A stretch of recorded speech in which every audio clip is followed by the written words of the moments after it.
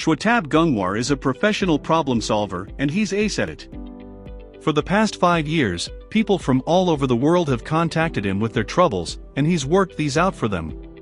The Rudest book ever by Shwetabh Gungwar tries to bring a fresh perspective on how we see the world. It puts emphasis on why one should focus on learning how to think rather than learning what to think. Also, it teaches why understanding yourself is crucial in dealing with common problems like rejection. A book that perfectly resonated with and reflected me after a long time. The book is a collection of perspectives and ideas on freeing your mind from all bullshit. The truth of life you would rarely hear from parents, friends, society, or the internet. Shwetabh has opinions as everyone in the world tends to have. And rightfully so. Every piece of information available now is just the product of someone's ideas and thoughts. You can have your own opinions and ideas about everything you can come up with. The Rudest book ever summary. In this book, Shwetabh shatters our existing beliefs. So brace yourself. Because some lessons are going to be rude. You might even disagree on some. But once you read them all, you'll realize how close they are to the reality. And in this article, I'll share 11 lessons that I have learned from the Rudest book ever. So without wasting any time, let's quickly dive into the lessons. Number 1. You are a nation. Shwetabh gives you a very interesting angle of seeing yourself as a nation. Don't think of yourself as a person. Think of yourself as a nation. Just as a nation has its own constitution, you should also have a code to live your life by. When you start seeing yourself as a nation, the first thing that happens is that you take control of your life. You become the authority. You start to think for yourself and figure out what's good for you and what isn't. When another person tries to attack you, you put your guard up. Just as a nation has its army to defend itself, you should also have your self-esteem or self-respect to hold yourself up and fight obstacles. Thinking yourself as a nation doesn't mean that you don't have to consider the relationship with other people. A nation prospers when it holds healthy relations with its neighbors. And it's the same with you. Just as a nation can't control other nations, you can't control other people. The only thing you can control is yourself. Number 2. Parents aren't experts. Now, this may sound rude to some people. And yes, it is rude but true. Our parents don't know everything. We believe that our parents are some specially designed creatures tailored just for us, and they have a solution to all our problems. Well, the truth is that they aren't geniuses, and they don't have a solution to every puzzle in our lives. Parents are people too. Just like you. And people are weird, says Shwetabh. What do you think about people? Can you even define people? Everyone has his own way of defining people, and that too depends on their experiences. To some people, people are confusing. While to some, people are complicated and shitty. Shwetabh calls people weird as it doesn't define people in extremes. Judging people in extremes is not a good idea. For example, a person can be both good and bad. It just depends on the circumstances. Instead of labeling people, we should embrace the idea that people are weird and be content with that. Number 3. Specialness is earned. Somewhere deep down in our hearts we all want to feel special. But what does feeling special mean to you? Do you want to get the recognition of other people? Does getting approval of other people that you are special is what matters to you? Do you even need to feel special in the first place? Let's say your colleagues or friends think that you are special. Even your parents have told you that you are special. So do you become special when others say so? The straight answer is no. People aren't qualified enough to decide whether someone is special or not. Shwetabh says that specialness is something you earn. And for that, you must ask yourself if you are special or not by closing your eyes. Yourself will give you the right answer. Ask yourself. If you need somebody else to tell you that you are special, then you have not done anything to earn it. Said by Shwetabh Gungwar. Number 4. First impressions can be delusional. We love judging people being humans. Whenever we meet someone for the first time, our mind gives a rating to them and decides whether they are better than us or not. But that's the wrong way of judging someone. This is because when you are judging someone for the very first time, you don't have any real-life data about them. Most of the judgment is based on their outer appearance, or how they present themselves in front of others, or what others say about them. The caveat here is, everyone these days try to market themselves as someone they are not. You never know, unless you are wise, when you are being sold a bullshit idea. That is why relying on first impressions is a shitty way of making a judgment. The best way is to look at their actions and wait until you gather enough real-life data. Making assumptions without the right data will never give you an accurate analysis of a person. Number 5. Rejections are normal. This world is a jungle where all humans compete for their survival. You will be rejected at some point in your life. Here is the thing with rejection, it makes you doubt yourself. When you get rejected, your self-esteem takes a big kick in the behind. And these questions start creeping in your mind. Do I lack something? Why am I like this? What is wrong with me? It's also possible that you will get motivated after being rejected. Now I will show you what I'm capable of. You will regret rejecting me after some time. Do these sentences sound familiar? Getting motivated by rejection is also a bad idea. So how do we deal with it? In order to deal with it, you need to realize that rejections have nothing to do with you.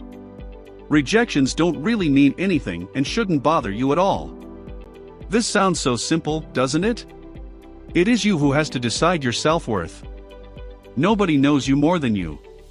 Getting depressed or motivated by rejection only means that you are desperate for another person's approval, which you definitely shouldn't be. Rejection from people should mean jack shit to you. Said by Shwetab Gungwar. Number 6. Stop chasing happiness. What's your ultimate goal of life? I know it's super hard to answer. But if you believe that the ultimate goal of life is to attain happiness, then you might get into a bit of trouble. There is a flaw in chasing happiness. You never stop chasing those things that make you happy or give you immense joy.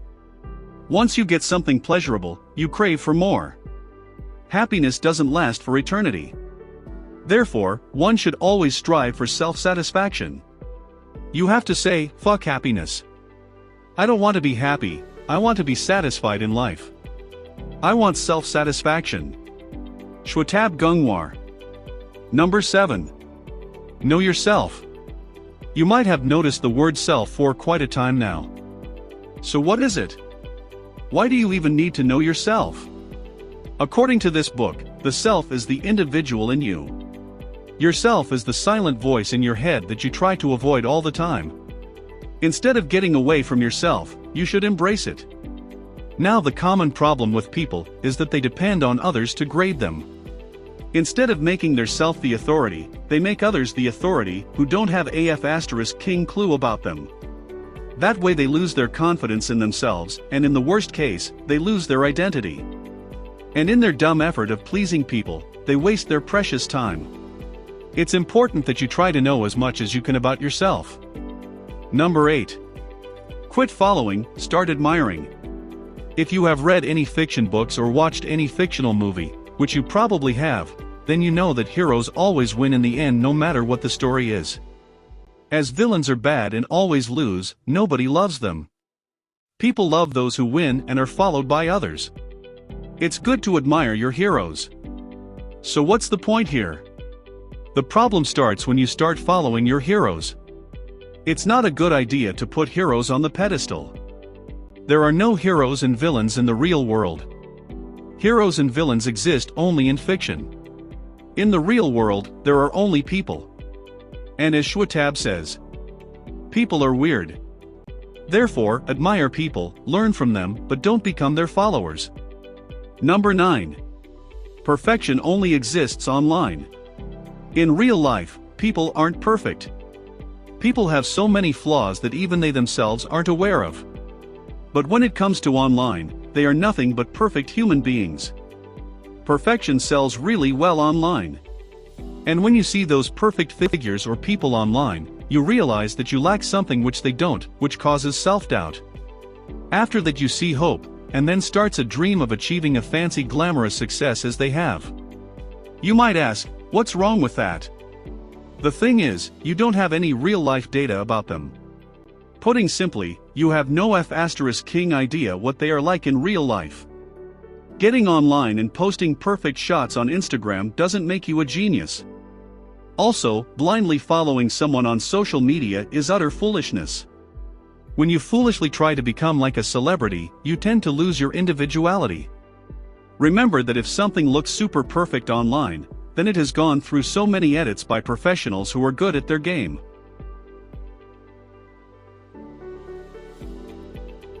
Number 10. A relationship is a partnership. The whole point of a relationship is to complement each other's life. But some people think that they would become happier if they would go into a relationship. Remember that. It is you who should have the authority to make you happy or self-satisfied. The source of happiness must never be the other person. That's why going into a relationship just for the sake of getting happier is a terrible idea, says Schwab. Others don't dare to fuck with your nation if you have a strong leader. And when they do, the leader knows how to take care of you. Said by Schwab Gungwar. Number 11. You must learn how to think. From the moment you are born, you are taught what to think. You might ask, why doesn't anyone teach us how to think? The thing is, people, even after they become adults, some even after crossing the 50s don't learn how to think. There are very few people on earth who can think something different than what they already know. And since people, in general, are never taught how to think, you never get to learn how to think. What to think is basically all the information fed in your brain. Once you will learn how to think, you'll be able to break the programming in your head and think original. One way to learn how to think is to solve your problems yourself. What do you do when you encounter a puzzling situation? Well, these days, we have Google and it knows everything. So you simply go to google.com and search the solution to your problem. You never really do the brainstorming part. You simply accept whatever solution the internet offers to you. In short, you hardly practice thinking. The surprising thing is, people don't really care about thinking. The general idea is that the more you know the better. This isn't true at all. Also, only a small percentage of people would be able to tell you the difference between knowledge and intelligence. Especially in the times where artificial intelligence is on the rise, few people put the effort into learning how to think. How do you expect to learn how to think when you hardly ever practice thinking? Said by Schwab Gungwar. Hey, thank you for watching Pro Books and be sure to subscribe because more incredible content is on the way. Did you like this audiobook summary? Click the like button now to support our channel and click subscribe if you want to get notified each time we post a new free audiobook summary on YouTube.